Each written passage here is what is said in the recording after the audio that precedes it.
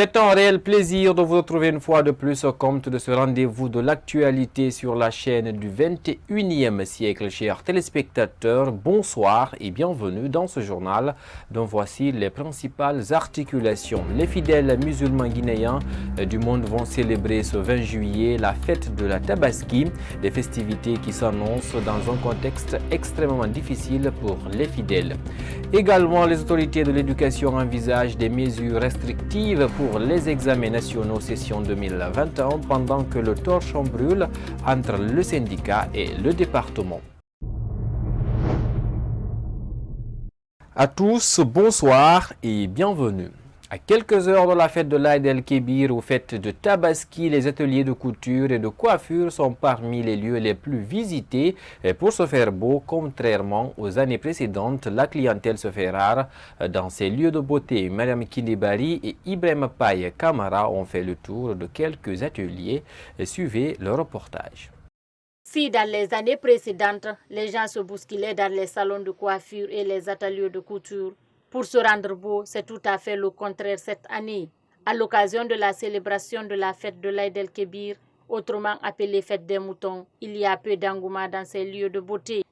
C'est le cas de cet atelier de couture-ci à Hamdallah. Même, on ne se plaint pas trop. Il y a la clientèle, surtout les gens, à la fête de Tabaski, les gens ont pris à l'intérieur. Donc, on est obligé de terminer tôt, rapidement les habits pour que les gens puissent aller à l'intérieur.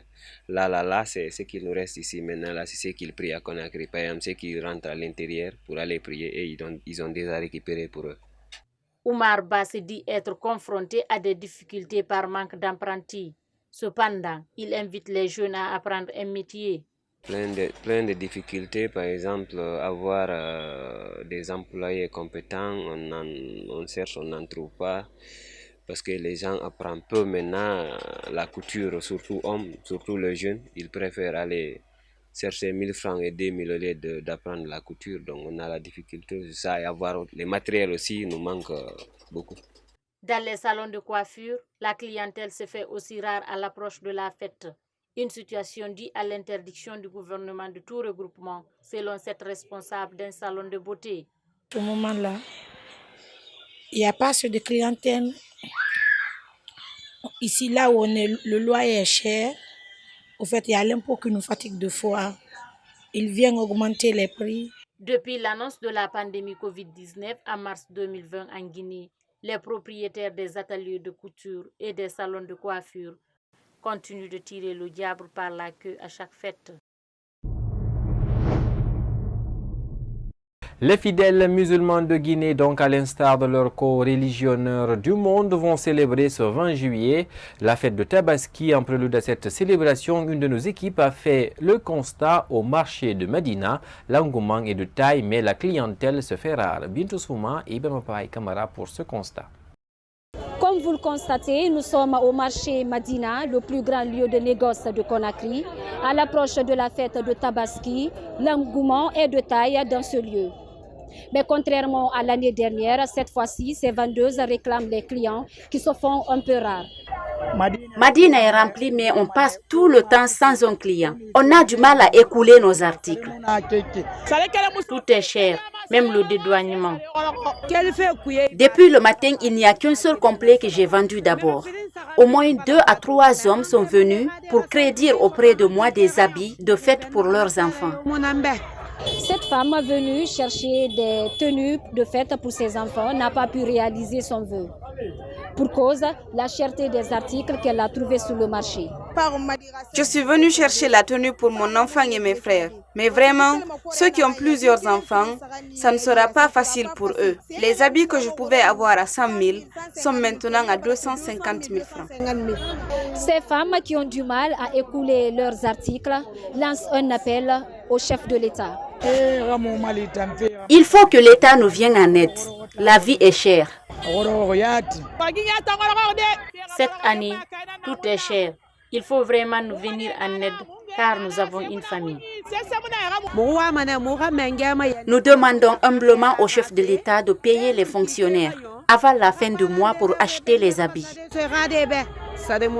À l'image de l'année dernière, cette année également, ces citoyens se plaignent de la cherté de la vie. À l'approche de cette fête de Tabaski, le pays s'apprête à célébrer donc ce mardi 20 juillet la fête de l'Aïd el-Kébir, autrement appelée la fête de Tabaski. Cette fête symbolise l'immolation des moutons qui est un acte d'adoration chez les musulmans. Ce lundi, un imam s'est exprimé sur l'importance de cette pratique religieuse. Mariam Bari et Ibem Paye Kamara. À l'instar des autres pays du monde, la République de Guinée s'apprête à célébrer la fête de Tabaski, autrement appelée la fête de Aïd el-Kébir, ce mardi 20 juillet 2021. Cette fête symbolise aussi l'immolation des moutons. Cet imam revient sur l'importance de cet acte religieux. C'est le sunna de notre prophète Ibrahim alayhi salatu wa salam et notre prophète Mohammed sallallahu alayhi wa sallam dit dans le Coran Anittabi millata Ibrahim. Le mouton qu'on a égorcé avant que le sang sera coulé dans la terre, ça trouvera que Dieu, Allah subhanahu wa ta'ala, a mis le récompense de bienfaiteur dans un endroit bien gardé dans son paradis. Parlant des personnes qui n'ont pas la possibilité d'immoler, Imam Alassane Fofana recommande. On les recommande de craindre Allah subhanahu wa ta'ala, qui est le plus important. Mais la religion islam, c'est une religion facile. Il nous a recommandé 7 personnes, de 1 à 7 personnes peuvent cotiser, égorger une bœuf. Demandez à Allah subhanahu wa ta'ala, c'est lui le riche. Antumul fuqara'u wallahu al-ghaniyyu. Pour rappel, l'immolation est un acte d'adoration. Elle marque également la fin du pèlerinage à la Mecque. Justement, pour clore ce chapitre fête, c'est une bonne nouvelle pour les citoyens. L'Union des handicapés de Guinée a décidé de venir au secours des citoyens en manque de moyens, pendant que certains ont du mal à se procurer d'1 kilogramme de viande vu la hausse des prix dans les boucheries. Par contre, d'autres profitent de cette initiative de l'ONG qui a décidé d'immoler des bœufs et de revendre la viande à un prix bas. C'est un public reportage signé Yaya Bari. Ils sont tous des handicapés qui évoluent dans cette ONG depuis des années. À quelques heures de la fête de Tabaski, les membres de cette organisation non gouvernementale ont aussi pensé aux personnes en manque de moyens pour se procurer de la viande. S'il est difficile d'en avoir à cause de sa cherté dans le marché, ces personnes à mobilité réduite ont fait parler leur cœur. Je rappelle que l'Union des handicapés de Guinée d'abord est une organisation, est une association humanitaire qui se lance dans la défense des droits et de la dignité des personnes en situation de handicap. Nous sommes représentés de nos jours dans 15 préfectures, y compris la capitale Conakry. Le prix officiel actuellement c'est à 75 000 francs guinéens. Nous sommes en train d'aider la population afin qu'elle puisse gagner cela à 58 000 francs. Aujourd'hui, ces personnes à mobilité réduite ont un seul objectif, unir et défendre l'intérêt de ces personnes qui sont le plus souvent marginalisées dans la société. Le conseiller de cette ONG se réjouit de l'initiative. Union des handicapés internationale.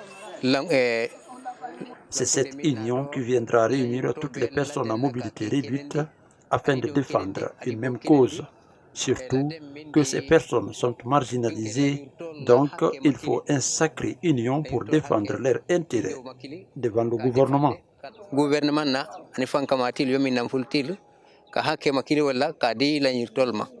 Il faut rappeler que cette union des handicapés de Guinée existe depuis 2020. Donc à chaque fête de Tabaski, il initie quelque chose afin de rendre service aux citoyens. En attendant le jour de la fête, plusieurs citoyens profitent de cette initiative afin de pouvoir se nourrir de la viande en famille. Second volet de cette édition, il faut le dire, à seulement quelques jours du baccalauréat unique session 2021, le ministre de l'Éducation nationale et de l'alphabétisation envisage l'enrôlement des candidats et interdit le port intégral du voile. Des exigences qui pourraient sans doute se heurter à des difficultés, souligne un responsable d'école privée rencontré ce lundi par notre rédaction, Yaye Moubali et Moustapha Diané. Du nouveau dans le déroulement des examens nationaux. Cette année, les candidats du baccalauréat session 2020-2021 sont obligés de s'enrôler pour avoir accès dans les salles de classe. Ce responsable d'une école privée de la place livre ses impressions. Il y a des élèves qui sont enrôlés, mais tandis qu'il y a un fait aussi, il y a beaucoup d'élèves d'ailleurs qui n'ont même pas reçu d'abord leur carte. Imaginez-vous, chercher sa carte, venir aussi se faire enrôler. C'est un peu difficile pour les candidats, étant donné qu'ils attendent aussi des épreuves, des sujets. Donc c'est un peu stressant pour les candidats. D'autres sont enrôlés, d'autres on les a programmés aujourd'hui, d'autres demain, par rapport à cette urgence-là, parce que moi je considère ça comme une urgence. C'est très beau d'enrôler les candidats, mais à l'avance, à 2 à 3 mois des examens, c'était très possible. Ce serait génial, mais bon, comme la balle est déjà partie, ne peut plus faire marche arrière. Le mieux, c'est d'enrôler les candidats pour qu'ils aient l'accès dans les centres d'examen. Autre nouveauté dans le déroulement du bac session 2020-2021, les candidates intégralement voilées sont obligées d'enlever leur voile pour pouvoir faire ce bac. Ce coordinateur prodigue des conseils à l'endroit de ces candidates. Nous, en tout cas, en ce qui nous concerne, on va bien préparer ces filles-là, leur faire savoir que cette décision est venue de l'État, donc il faut accepter pendant ces 3 jours-là. Peut-être ça ne va pas déranger. Donc je pense qu'on va les préparer pour cette information-là aussi. À rappeler que cette année, les candidats du baccalauréat unique seront les tout premiers à ouvrir le bal pour les examens nationaux. Toujours parlons éducation, c'est une bataille qui s'annonce entre le ministère de l'Éducation nationale et de l'alphabétisation et les structures syndicales de ce secteur suite à l'interdiction de leur participation à l'organisation des examens nationaux. Elles mettent en garde le ministre Banobali à travers une déclaration rendue publique ce lundi à la Bourse du Travail.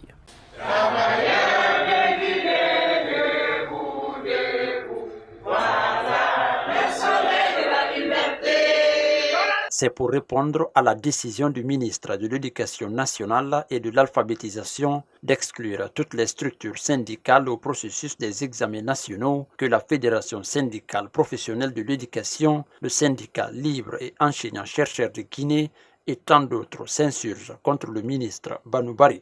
On a pensé en lui en tant que président, une fois ministre, devait trouver la solution, n'est-ce pas, est venu avec la solution, n'est-ce pas, de ces problèmes-là. On a pensé que vraiment il était venu apporter la solution à l'éducation nationale, mais il est venu compliquer la situation. Il est venu aujourd'hui écarter, n'est-ce pas, tous les partenaires qui devaient travailler avec lui.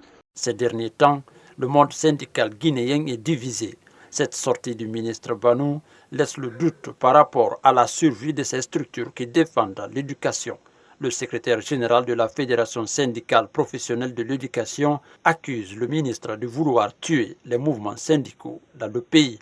Le mouvement syndical condamne avec la dernière rigueur, la dernière énergie, la volonté des autorités de MENA à ternir les relations sociales, de sécurité syndicale, des acquis syndicaux chèrement acquis au nom de la paix et de la quiétude sociale. Vive l'école guinéenne, vive le mouvement syndical de l'éducation, ensemble unis solidaires, nous vaincrons. Cette année, les examens démarrent exceptionnellement avec le baccalauréat unique, suivi du brevet d'études du premier cycle, avant de terminer par le certificat d'études élémentaires. Le coup d'envoi est prévu pour le 22 juin 2021 sur toute l'étendue du territoire national. On en vient à présent à cette autre actualité qui défraie la chronique. Le cerveau présumé du gang qui avait kidnappé l'homme d'affaires Thierno Mamadou Dansoko s'est évadé ce dimanche de la maison centrale de Conakry. L'homme a été aussi cité dans l'affaire de Ladj Doura qui avait été aussi kidnappé avant d'être tué par ses ravisseurs. Une nouvelle qui suscite beaucoup de réactions dans le pays. Ce lundi 19 juillet 2021, nos reporters Kadiatou Bari et Ibrahim Khalil Là, on rencontrait un activiste des droits de l'homme qui a fustigé cette situation et se dit inquiet. Suivez le reportage. Mohamed Sidi Diallo, cerveau présumé du gang qui avait kidnappé l'opérateur économique El Hadj Abdurrahman Diallo, dit El Hadj Doura, s'est évadé ce dimanche 18 juillet 2021 de la maison centrale de Conakry. Une nouvelle que trouve cet activiste des droits de l'homme inquiétante. J'ai de très graves préoccupations par rapport à cette situation pour deux raisons. La première raison, c'est la perte de confiance des populations dans notre système de justice en général. La coupure, la rupture de confiance entre les populations et le système carcéral en particulier. Je crains très fort que la vérité ne se manifeste jamais dans cette affaire de M. Doura, parce que nous comprenons désormais que ceux qui sont à la manœuvre sont plus puissants que notre système de justice. Ce prisonnier a réussi à tromper la vigilance des services de sécurité de cette prison. Pour Mamadi Kaba, cette évasion pourrait entraîner de graves conséquences. La prochaine cible de celui qui s'est évadé, ça va être tous ceux dans les quartiers qui ont coopéré à son arrestation. Donc les gens de son quartier, les indicateurs, ceux qui collaborent avec la police deviennent ces prochaines cibles. Je lance un appel pressant à l'endroit de l'État pour que des enquêtes, d'abord des enquêtes très approfondies et indépendantes, soient menées. Pour l'heure, le régisseur adjoint, un chef de section et le gardien-chef de la prison ont été mis aux arrêts. 2 autres agents, actuellement en cavale, sont recherchés, selon nos informations. Pour terminer cette édition, on parle santé. À Zérékoré, la fièvre Lassa a fait une nouvelle victime. Il s'agit d'une jeune fille de 12 ans décédée dans la nuit du jeudi 15 juillet au vendredi 16 juillet 2021 au CTP de la dite ville. 3 cas de fièvre Lassa ont été récemment dépistés dans la préfecture, dont 2 sont sortis guéris. Pendant ce temps, la pandémie à coronavirus, pour sa part, est en train de gagner du terrain. C'est une nouvelle victime que la préfecture de Zérékoré vient d'enregistrer. Une jeune fille de 12 ans a rendu l'âme dans la nuit du jeudi après être testée positive à la fièvre Lassa dans la même journée.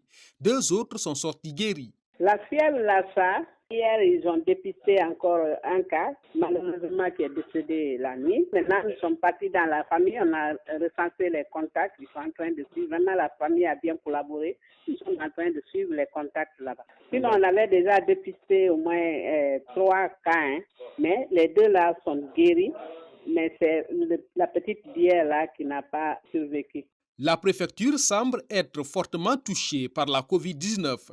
De nos jours, on note une trentaine de personnes testées positives, dont quelques-unes sont sorties guéries. Une chose qui inquiète les autorités sanitaires de la préfecture. La Covid là est en train de gagner le terrain. Actuellement, on fait le dépistage massif. Il y a des complications. Hier, on comptait au moins 30 cas. Il y a certains qui sont sortis, il y a d'autres qui ont été évacués sur cet épi. La directrice préfectorale de la santé a lancé un message à tous les citoyens, celui de reprendre le port des masques et le respect des mesures barrières.